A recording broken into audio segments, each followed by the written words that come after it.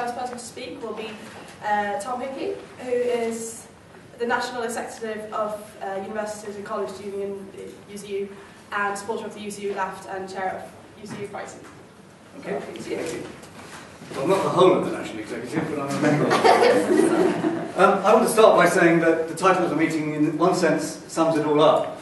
The points-based immigration system and the PREVENT strategy is about attempting to turn academic members of staff and non-academic members of staff who work in universities and colleges into spies for the government and into extensions of the border police. And I want to speak fundamentally at the end of what I have to say about what it is that we can do about that in respect of resisting it.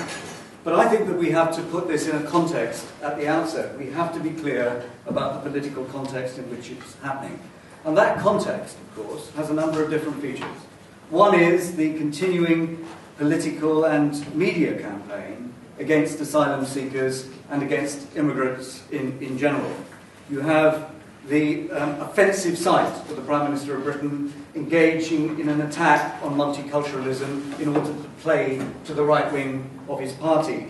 You even have the British Labour Party, responsible for the introduction of the points-based immigration system in the first instance, now expressing regret that it wasn't harder on immigration and more racist in its application of immigration controls. And it's not surprising, therefore, that when you think about the British National Party meeting today, I understand, in Liverpool for its conference, preoccupied as it may be about the questions of the corruption of the election of its leader, nevertheless, quietly might have a sort of quiet satisfaction that it and its racist agenda has actually moved the British Conservative Party and the British Labour Party so far to the right that it's trying to compensate for the existence of the BNP and what it's saying. The hypocrisy, it seems to me, of what's going on is quite unbelievable.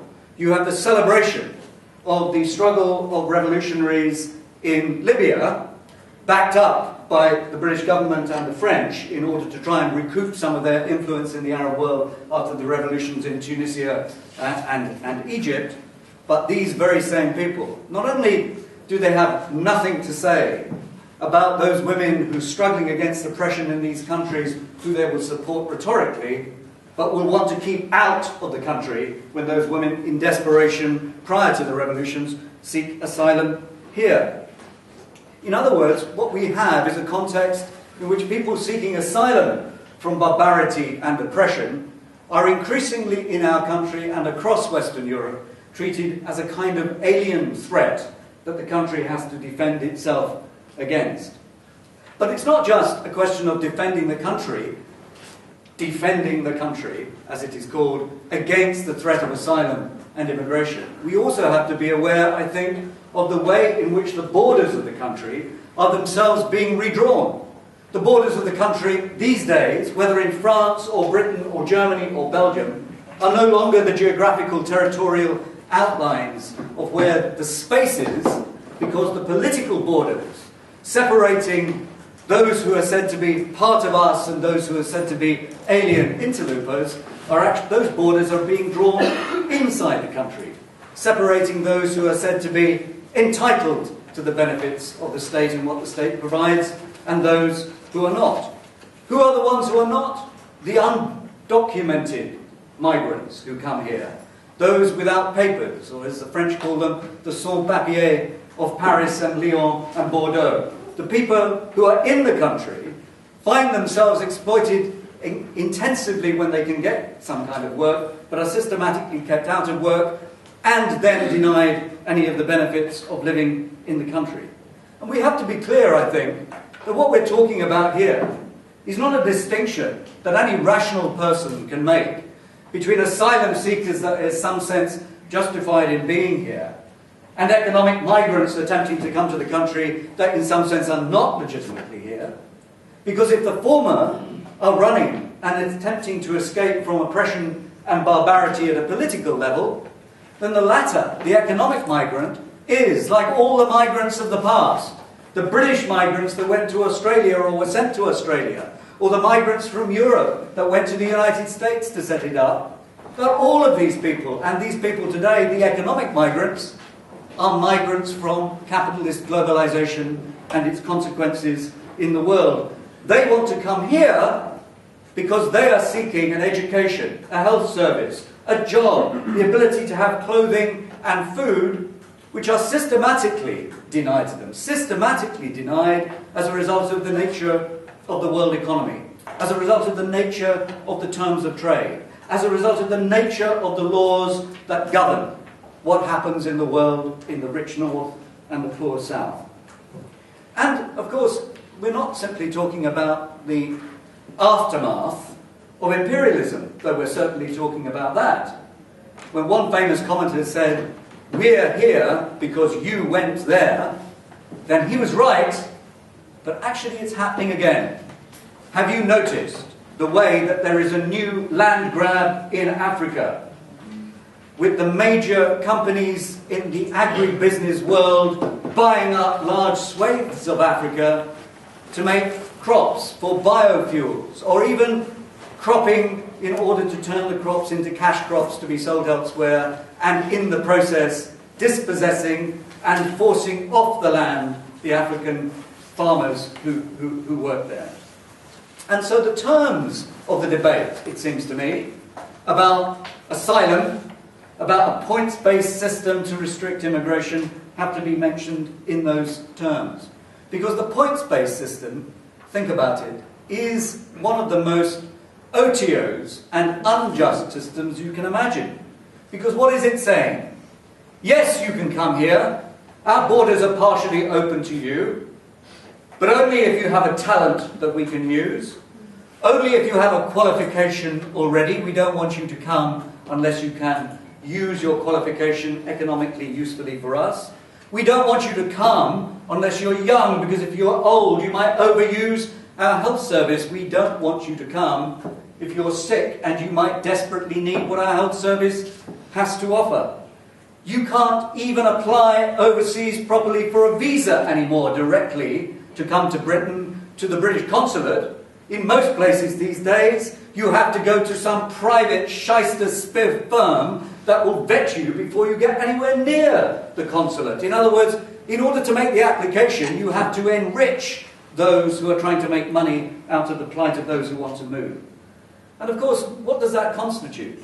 It constitutes an effective, a de facto redefinition of what humanity is. On the one hand, you have the documented, the welcome, those who can come, and on the other hand, another section of humanity who are not welcome, who don't have the characteristics that will make them potential future citizens according to such a view.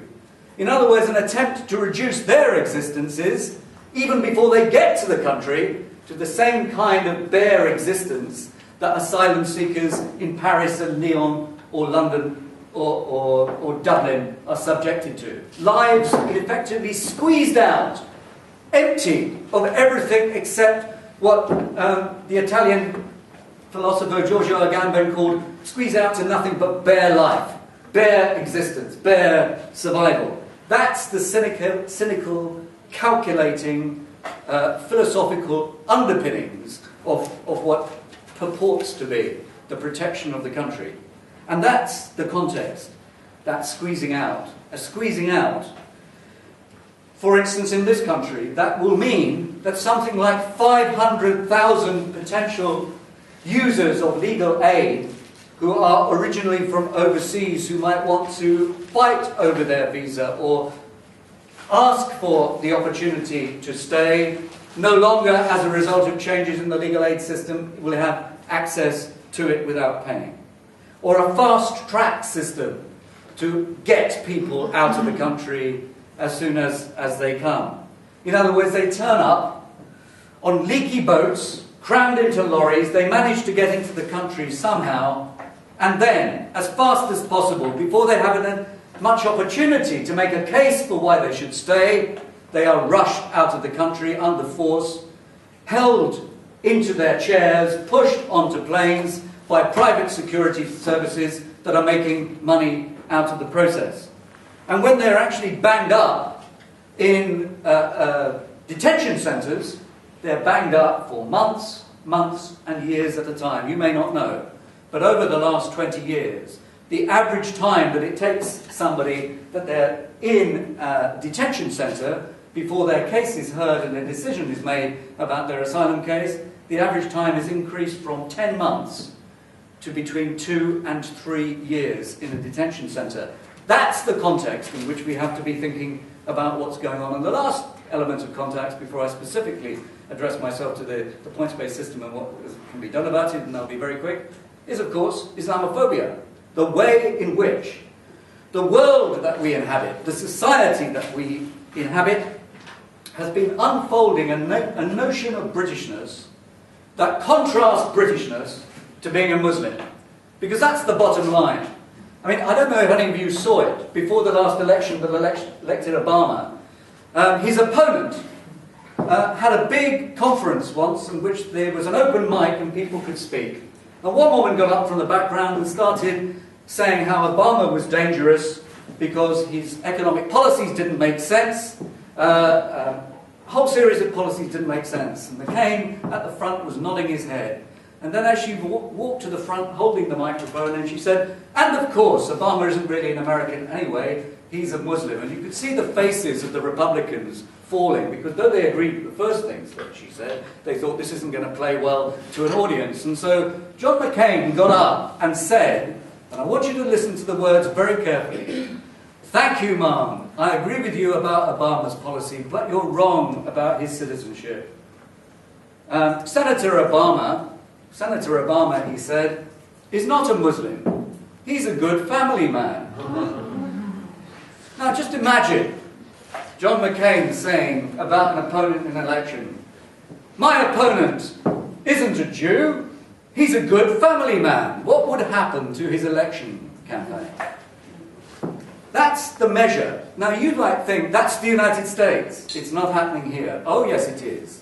The attack on multiculturalism is exactly about infusing that level of Islamophobia into the British consciousness and making it part of political life. Muslims increasingly being treated as the enemy within.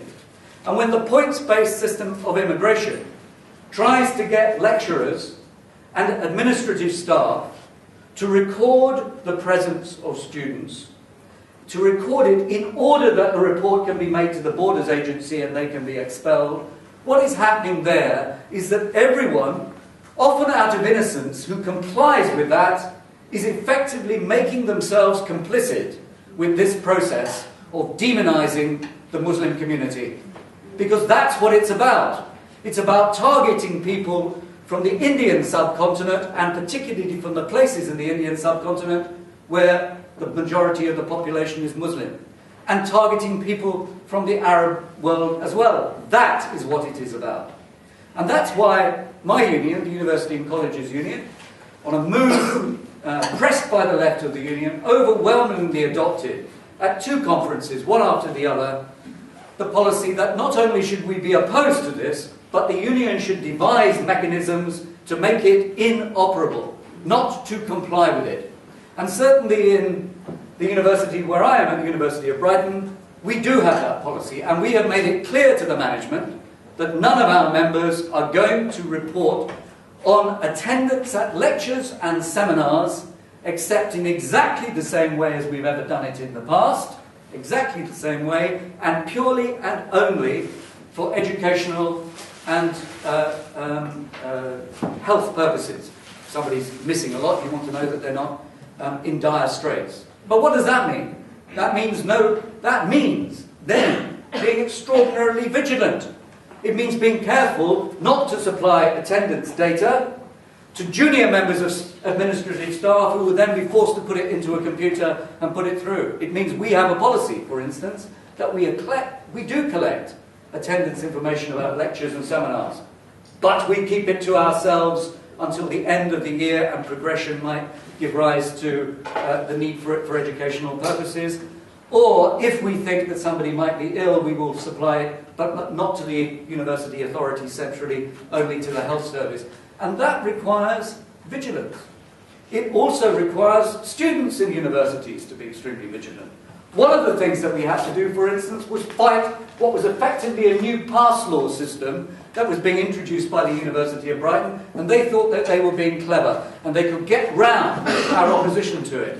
They were issuing every overseas student with a card in which they would have to, at the end of every lecture and seminar, go forward and get it stamped or signed by the lecturer or tutor to say that they'd been present.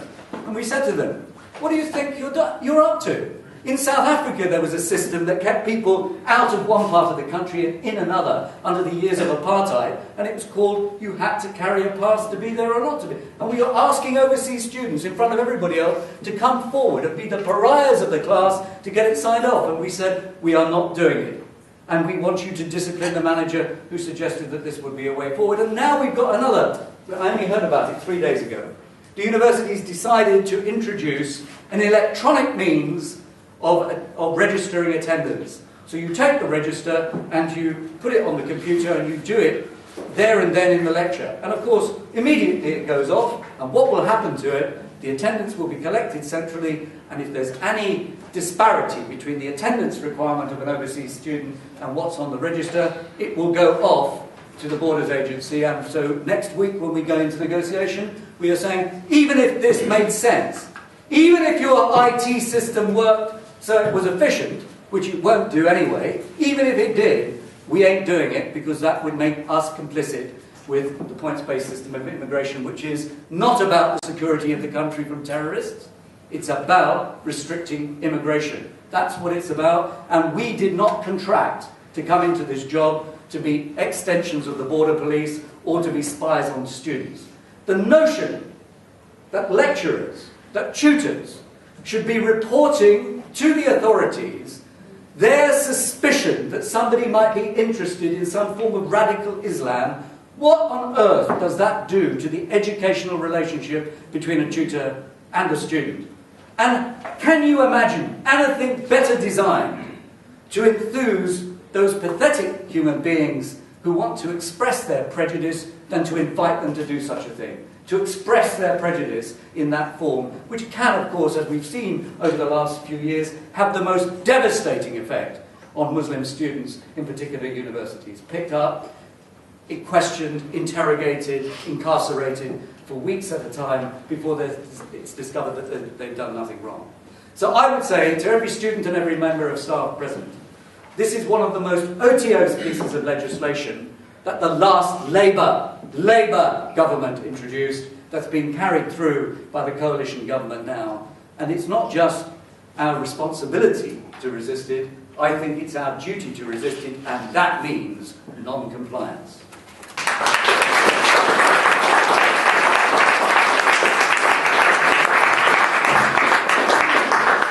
Our next speaker will be Kanya Cisse. NUS Black Students Officer.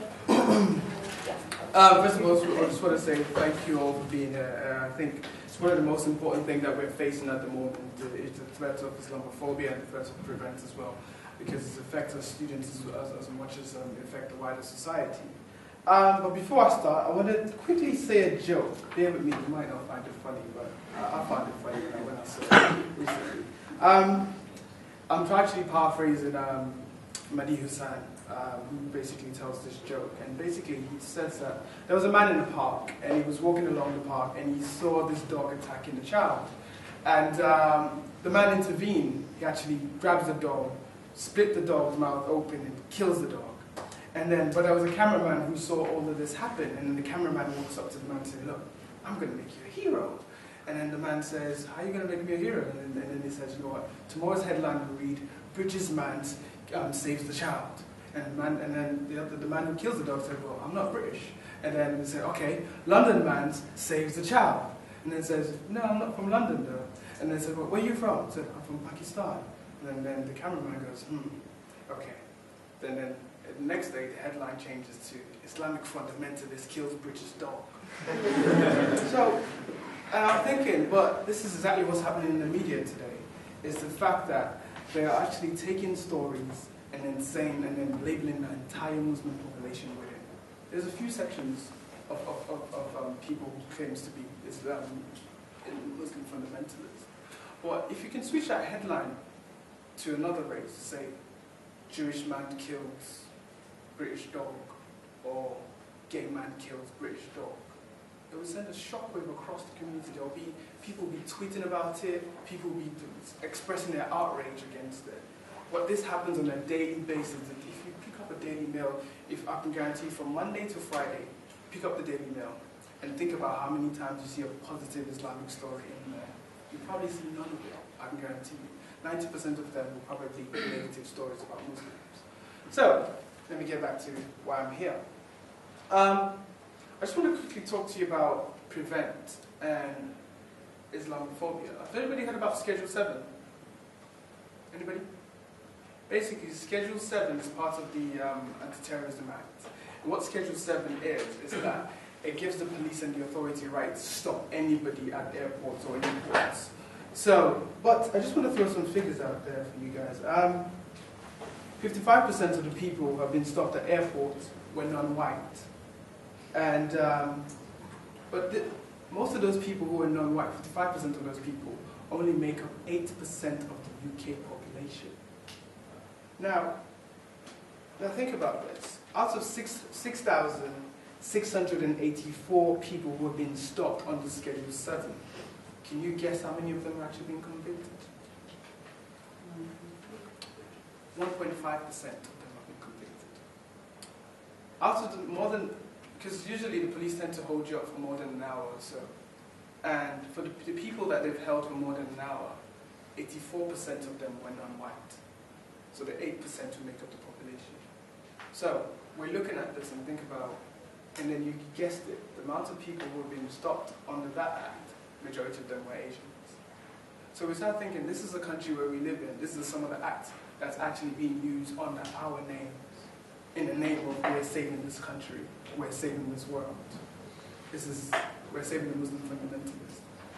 But now you have, or we're preventing you guys against Muslim fundamentalists. It's just ridiculous when you think about it. But a lot of people don't know about this act, and that's why it's important that we try and get involved in some of these issues that's happening. Because yes, it's the Muslims today, but tomorrow it might be somebody else. It might be your group, it might be our group. But this whole thing that the last speaker was talking about is gathered around one issue only, Islamophobia. This fear of Muslims. This is a term that was first coined around 1997 or so. It's just people trying to disassociate it with racism, but I see it as another form of racism. It's a racist principle. The mere fact that you're targeting and targeting one group of people, it's not just the EDL that's going around it, but it's people in the cabinet as well, like David Cameron, Theresa May. All of these people are geared towards this program to try and make sure let's demonize Muslims as much as possible. And I would say it here now. But one thing that really strikes me is how they constantly been focused on Muslim students, that how universities have become the hotbed of terrorism. It's like, where's your link? Where's your evidence to suggest this? You know, she continuously attacks Muslim students, and she continuously attacks Protest the Federation of Islamic Societies. Let me just give you one of her quotes, as she says. Complacency around universities. I don't think they're doing sufficiently, I don't think universities are sufficiently ready to recognize what is happening on their campuses. There's more universities can do. So she's basically saying that universities are not doing enough to tackle racism, to tackle terrorism. They're not spying enough on their students. So now you have not only asking lecturers to spy on students, but they're actually trying to get sabbatical officers to spy on students as well. Now this strikes me because when I was a sabbatical officer, I never received the MI5 training to start looking and spying on students. So that really struck me. So wait, after 2 years, we moved on. Now MI5 is issuing trainings of sabbatical officers, spy on students. Because now you have sabbatical officers who are thinking, yes, I can detect a terrorist. Really? You can actually detect a terrorist? How? Well, some of those people read 5 times, we pray 5 times a day, innit? You can do that. These are some of the things that's happening. It's quite frightening when you think about it in one sense. It's like, so how are you going to point out this terrorist? So what's going to happen next? There's going to be over-policing. There's going to be people are going to be targeting Muslim students on campus. So not only are lecturers being asked to do this, and it's great that lecturers are rejecting it, and students as well, we should be doing the same. But there are some positives. Some students are actually standing up against it and saying, no, so you're not going to do that on our campus. Our students are not like that. Just because somebody went to university and later on, five years down the line, he decides to do something with his life, doesn't mean you can directly link that to university.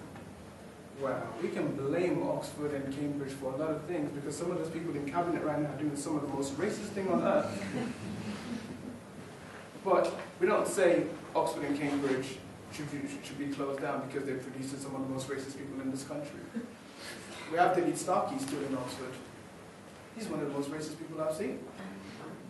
So why are we having a war on racism, but we have a war on Islam? Say the least. But I just want to give you another example again, some of the serious things that this is impacting on Muslim students directly.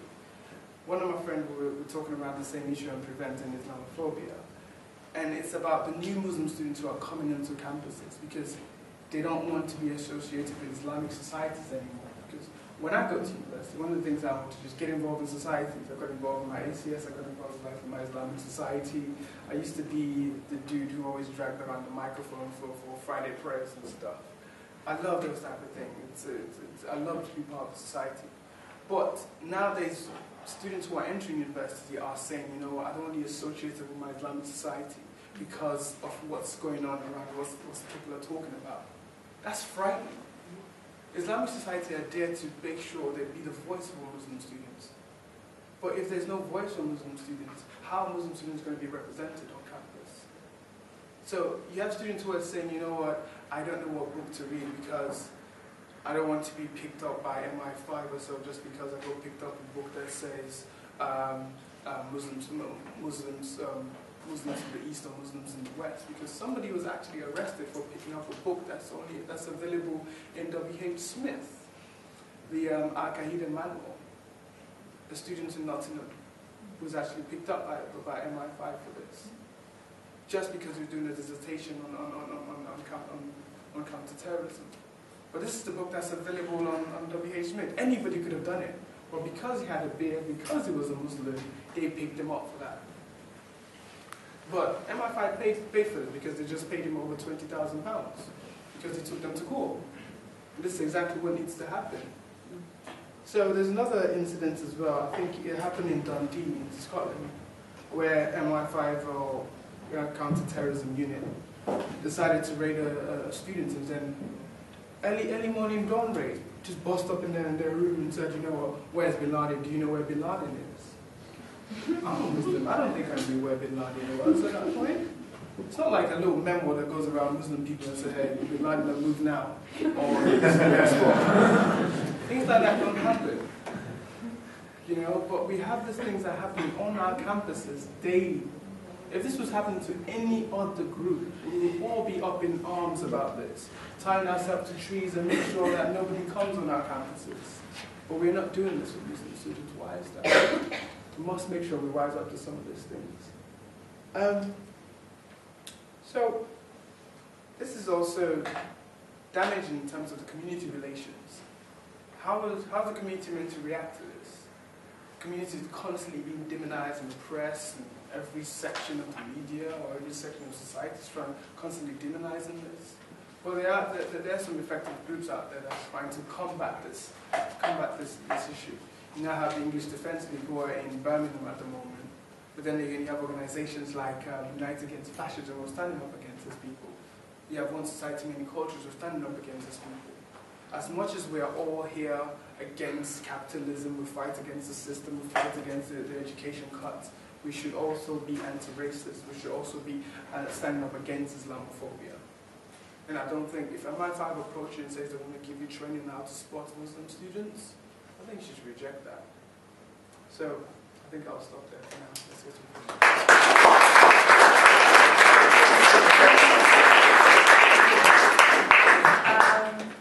the next speaker before we open up to the floor for contributions and questions will be Esperanza dos Santos. Santos. Yeah, from ESOL students. Yeah. First, sorry if I say something, any mistake in English because it's not my first language, but I try to everyone can understand me.